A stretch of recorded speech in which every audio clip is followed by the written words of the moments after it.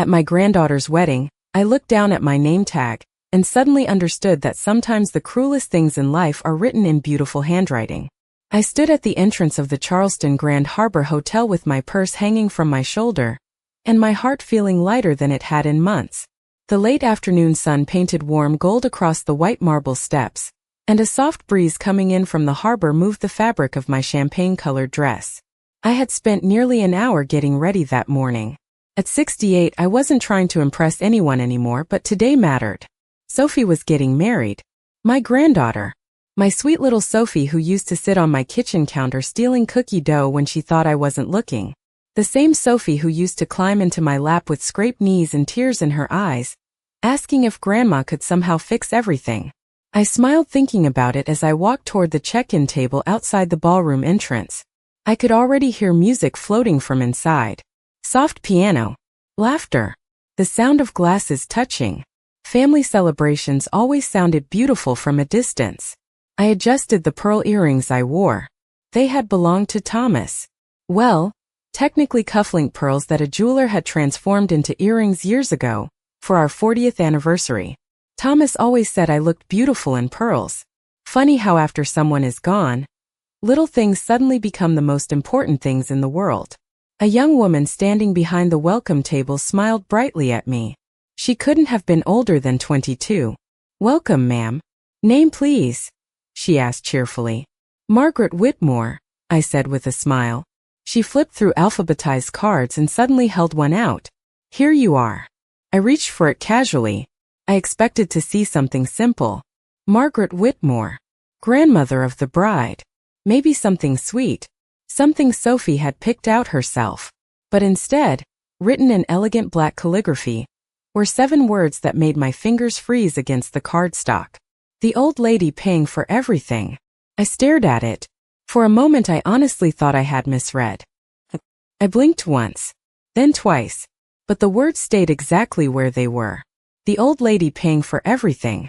My smile remained on my face because sometimes shock doesn't hit you all at once. Sometimes it arrives slowly, quietly, like cold air slipping under a locked door. "Is something wrong?" the young woman asked. I looked up at her. Poor thing. She looked nervous immediately. I forced a small laugh.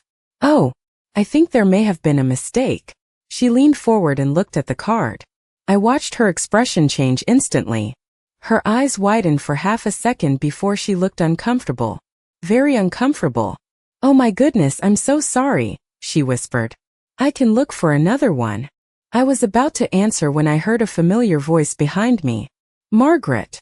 I turned around. Claire was standing there in a silver blue dress, smiling perfectly. Absolutely perfectly. Her hair was styled beautifully and her makeup looked flawless.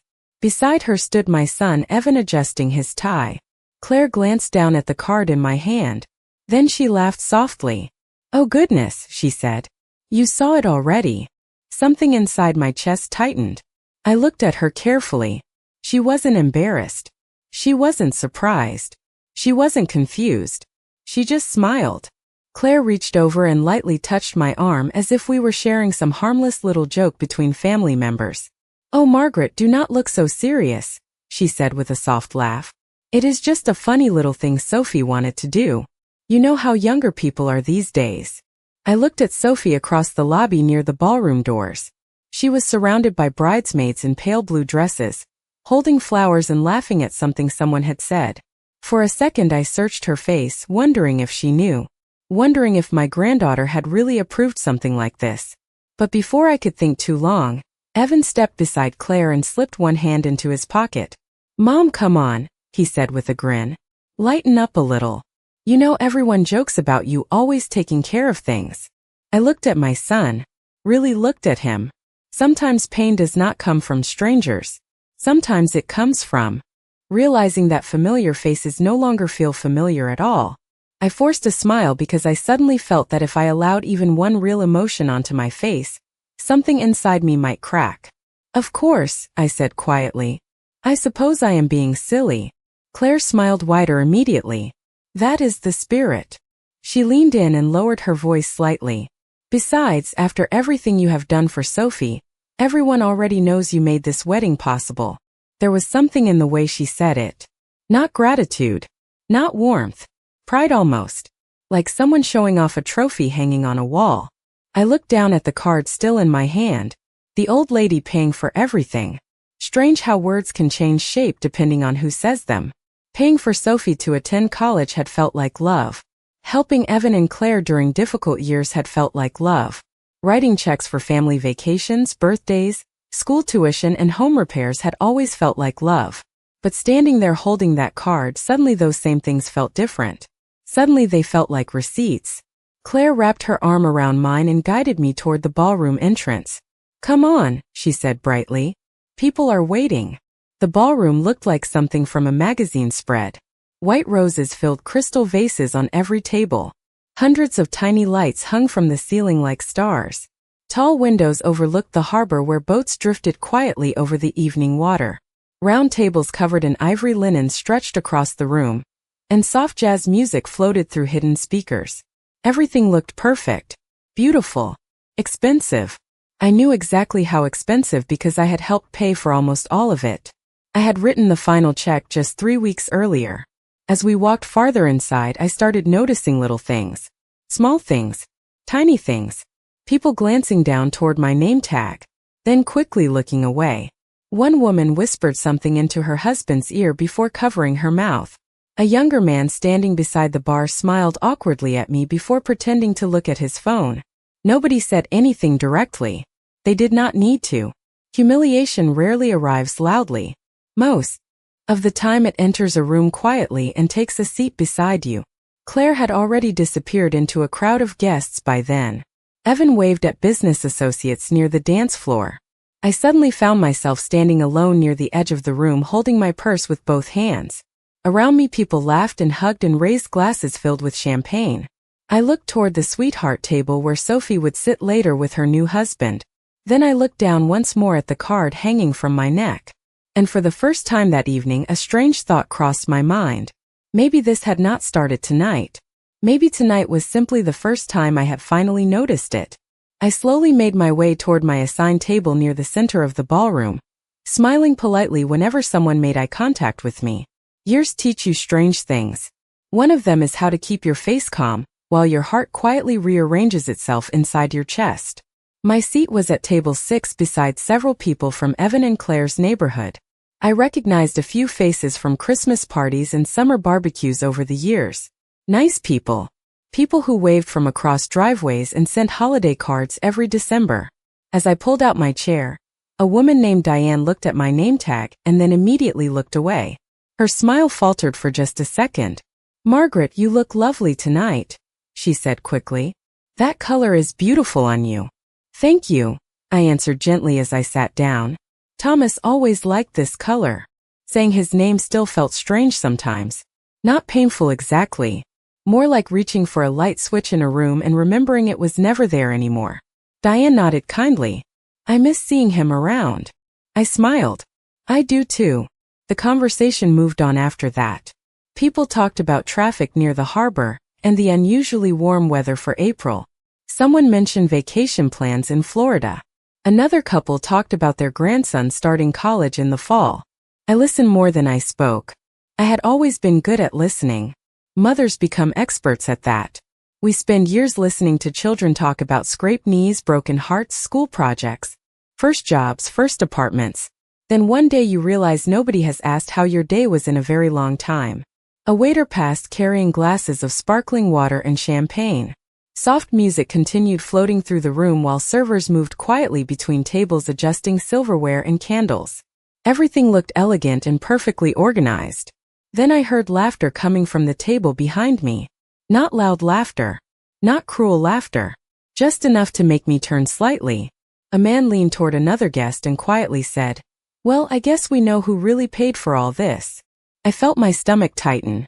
Then someone chuckled softly. "Must be nice having family money." Family money. I stared down at the folded napkin sitting beside my plate. Funny thing was there never had been family money. Thomas and I built everything slowly. He worked 6 days a week for years running his construction company. I taught elementary school for nearly 30 years. We skipped vacations when Evan needed braces. We postponed replacing furniture when college tuition came around. I remember clipping coupons at the kitchen table every Sunday afternoon while Thomas sat beside me drinking coffee and pretending not to notice. We worked for every dollar. Every single one. There had never been magic money falling from the sky. There had only been sacrifice. I looked toward the dance floor where Claire was standing with several guests. She was laughing, touching someone's arm as she talked. Evan stood beside her smiling with a drink in his hand. They looked happy, comfortable, completely at ease. And suddenly another memory slipped quietly into my mind. 3 years earlier Claire had called me crying because they were behind on mortgage payments. Evan had lost an important client and money was tight. I had written a check for $15,000 without hesitation. Claire hugged me afterward with tears in her eyes and said, "I do not know what we would do without you." At the time I thought those words meant love. Sitting there now, I wondered if maybe they had simply meant convenience. I looked down once more at the card resting against my chest, and for the first time that evening I stopped feeling embarrassed. Instead I felt something else beginning to rise quietly inside me. Something colder. Something that had been asleep for a very long time.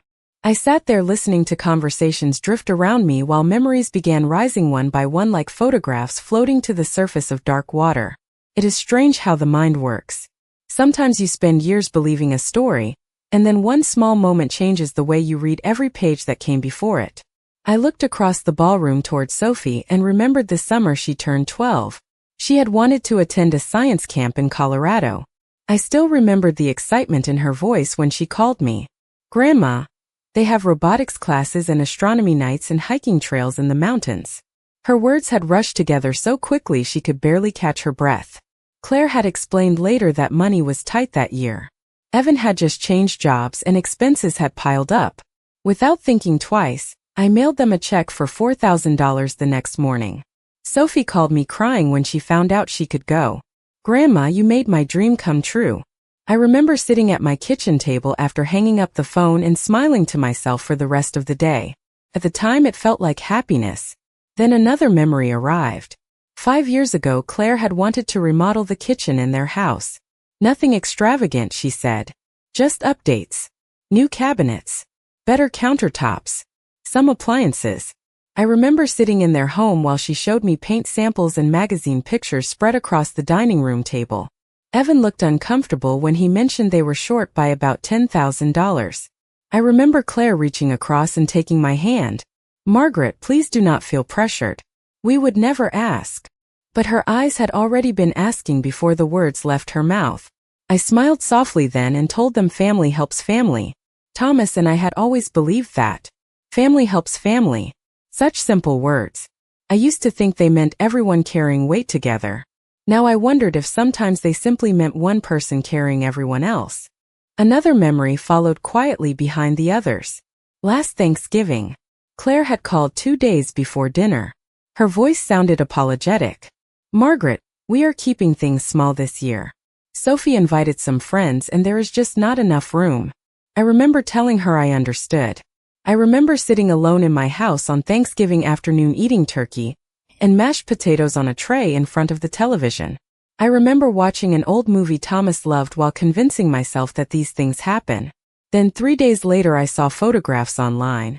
Long tables. More than 20 guests. Neighbors. Friends. Cousins. Smiling faces under string lights in their backyard. Everyone had been there except me. At the time I told myself there had probably been some misunderstanding. I told myself not to overthink things. But sitting in that ballroom now, I felt each memory slowly settling into place beside the others like pieces of a puzzle. Little moments. Little excuses. Little disappointments. Alone they had seemed harmless.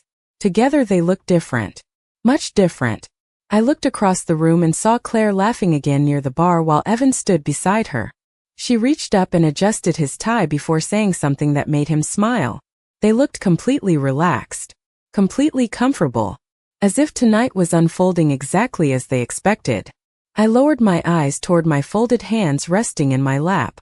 Then I noticed something I had not seen before. There were tiny marks along my fingers where my wedding ring used to sit for 43 years.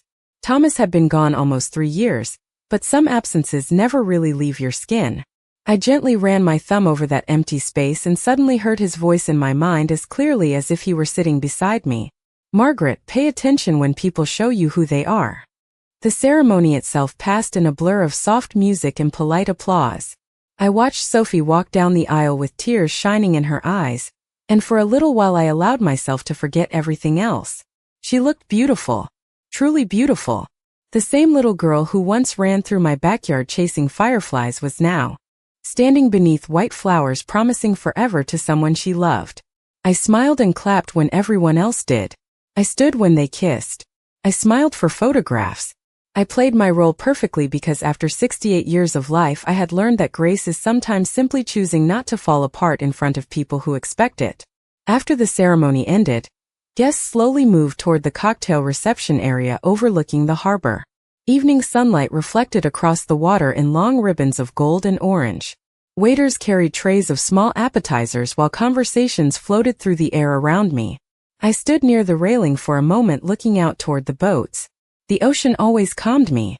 Thomas used to say that water had a way of reminding people how small their problems really were. I was staring out toward the horizon when I heard a familiar voice behind me. Margaret! I turned slowly and blinked in surprise. Harold Bennett stood a few feet away holding a glass of sparkling water. Harold had been Thomas's attorney for nearly 20 years, and had become something closer to a friend over time. He was in his early 70s now, tall and neatly dressed with silver hair and kind eyes that somehow always looked like they noticed more than they said. Harold, I said with genuine warmth, I had no idea you were coming. He smiled softly. Sophie invited me a few weeks ago. Then his eyes shifted downward toward my chest, toward the card hanging around my neck. His smile disappeared almost immediately. He looked back up at me without saying anything for a moment. Margaret, he said quietly, would you mind walking with me for a minute? Something in his voice made me straighten slightly.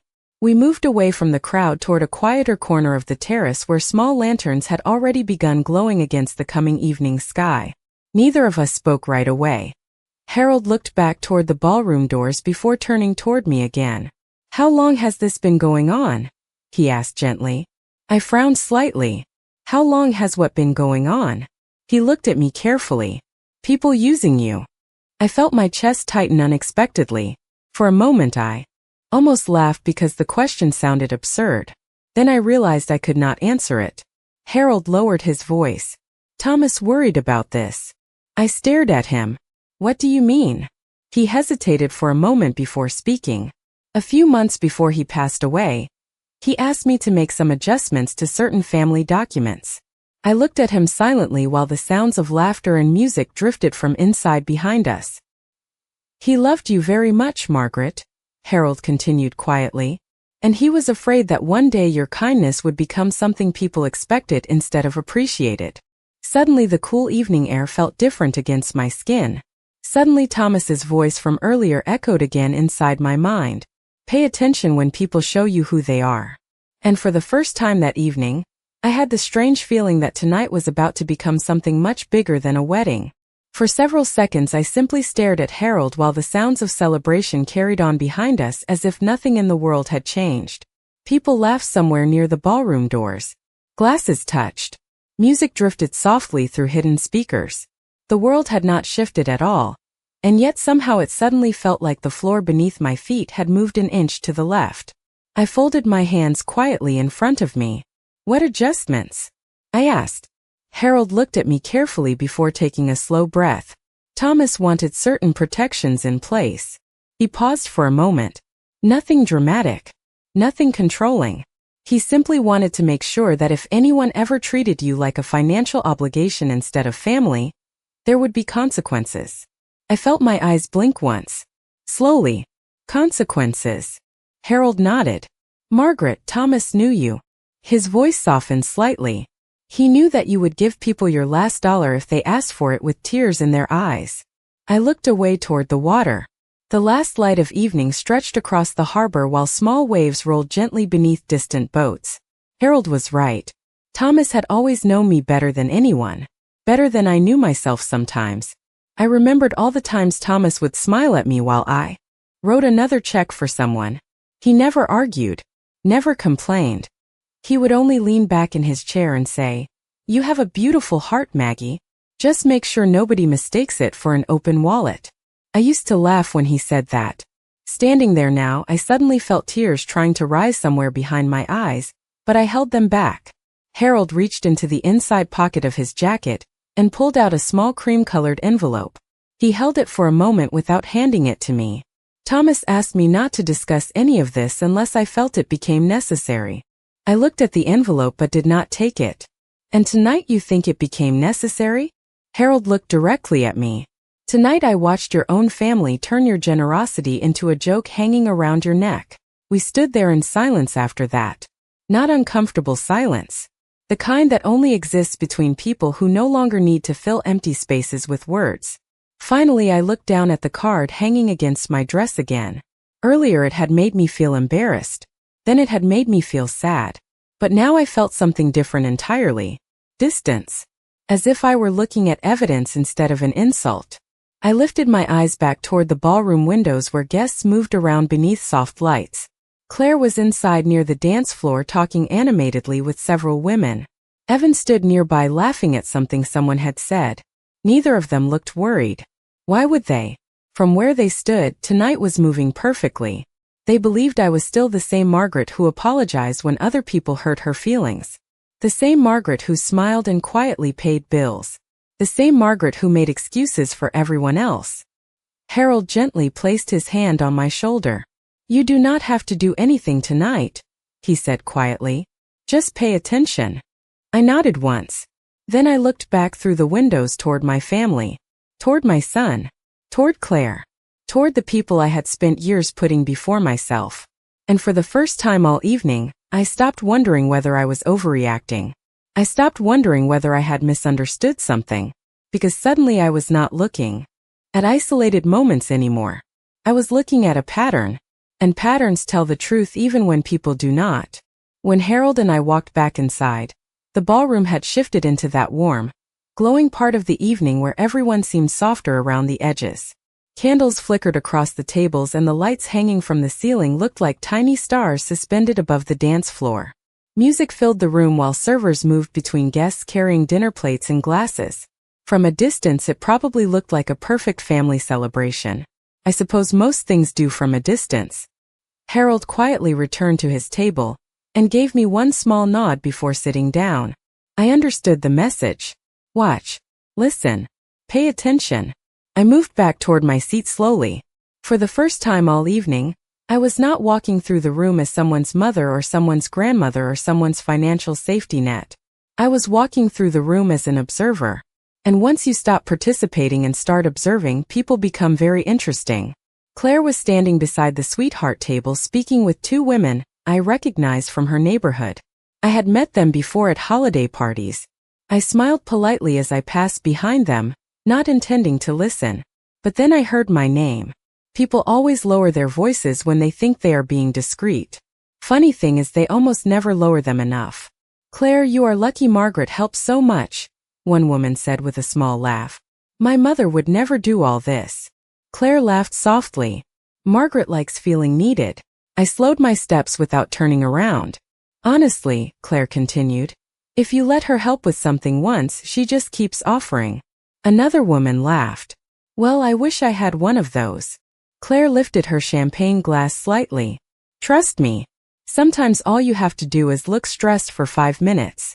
They all laughed together. Just small laughs. Light laughs. But I felt them settle inside my chest like little stones.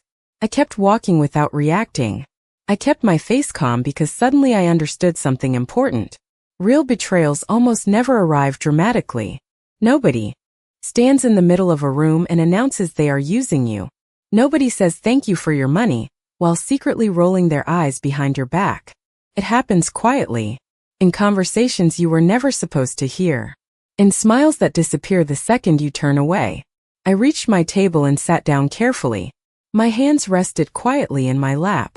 Across the room I could see Evan now speaking with several men near the bar. One of them slapped him lightly on the shoulder and laughed. Evan grinned and shook his head. Then I heard him say something that made me freeze. "My mother worries too much," he said casually. But honestly, she loves helping. Keeps her busy. Keeps her busy. I stared down at the white tablecloth in front of me. For years I had believed I was supporting my family because they needed me. But suddenly another possibility entered my mind. Maybe they had stopped needing me a long time ago. Maybe they had simply learned that I was useful. I lifted my eyes slowly toward the dance floor where Sophie and her new husband had begun their first dance beneath soft lights. Everyone turned to watch them. Smiles appeared across the room. Phones lifted into the air. And while everyone else watched the dance, I looked at my son instead. Because for the first time in my life, I was trying to remember exactly when I stopped being his mother and started becoming his convenience. The evening continued moving forward exactly as celebrations always do. Dinner plates were cleared away. Music changed from slow piano melodies to brighter songs. Laughter rose and fell around the room in waves. People took photographs beside flower arrangements and gathered near the dance floor with glasses in their hands. The world around me looked unchanged, but inside me something had quietly settled into place. I was no longer trying to convince myself that I had misunderstood things. I was no longer reaching for excuses on other people's behalf. There is a strange kind of peace that comes when confusion finally leaves. I sat quietly at my table and watched. Claire moved through the room with effortless confidence, touching shoulders, hugging relatives, laughing at stories she had probably heard before. Evan stayed close behind her, smiling and shaking hands. I noticed how often people thanked them for the beautiful evening. I noticed how easily they accepted compliments that had been paid for with years of my sacrifices. Then Claire stepped onto the small stage near the dance floor and tapped lightly against her champagne glass. The room slowly grew quiet.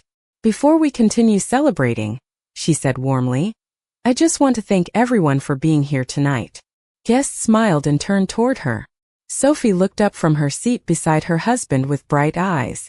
Claire placed one hand against her chest dramatically. "Family means everything to us," she continued. "And nights like this only happen because people come together." She paused and smiled. "Of course, we especially have to thank Margaret." A spotlight operator near the stage shifted the light toward my table. Suddenly faces around the room turned toward me. I felt dozens of eyes settle onto my shoulders at once. Claire smiled wider. "Everybody knows Margaret has always been generous." Light laughter moved through the room.